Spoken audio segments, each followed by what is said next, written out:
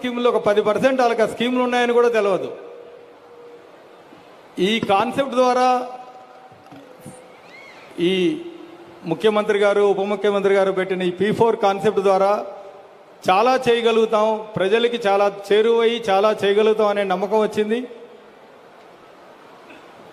ఇందులో గవర్నమెంట్లు చేసేదానికన్నా బ్రదర్స్ కొంచెం వినండి నాయన సార్, ఇందులో గవర్నమెంట్లు చేసేదానికన్నా మేము మీరు కలిపి చేస్తే చాలా చేయగలుగుతాం. దీనికి ఒక చిన్న ఎగ్జాంపుల్, మేము ఈ దేశంలో ఆల్మోస్ట్ 20 రాష్ట్రాల్లో, ప్రపంచంలో 20 దేశాల్లో పనిచేస్తున్నాం. చాలా దగ్గర నుంచి చాలామంది లీడర్స్ని చూస్తాం, ముఖ్యమంత్రులను చూస్తాం, ప్రెసిడెంట్ని చూస్తాం, ప్రైమ్ మినిస్టర్ని చూస్తాం. ఇక్కడ ఉన్న గవర్నమెంట్ ప్రజలకి చాలా చేయాలని చాలా తపనతో ఉన్న గవర్నమెంట్ మేము చూసిన దానికి.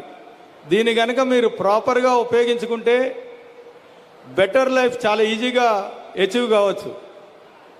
నేను అబ్జర్వ్ చేసింది, మన తెలుగు ప్రజలు, ప్రపంచంలో ఉన్న చాలామంది తెలుగు ప్రజలు, భారతీయ ప్రజలు, భారతీయులు అందరికన్నా తెలివిగలవాళ్ళు, కష్టపడే మనస్తత్వం ఉంది, ఇంకా చేయాలనే గ్రాస్పింగ్ పవర్ ఉంది. కానీ మనలో ఒక రకమైన భయం ఉంది, చేస్తే ఏమవుతుందని.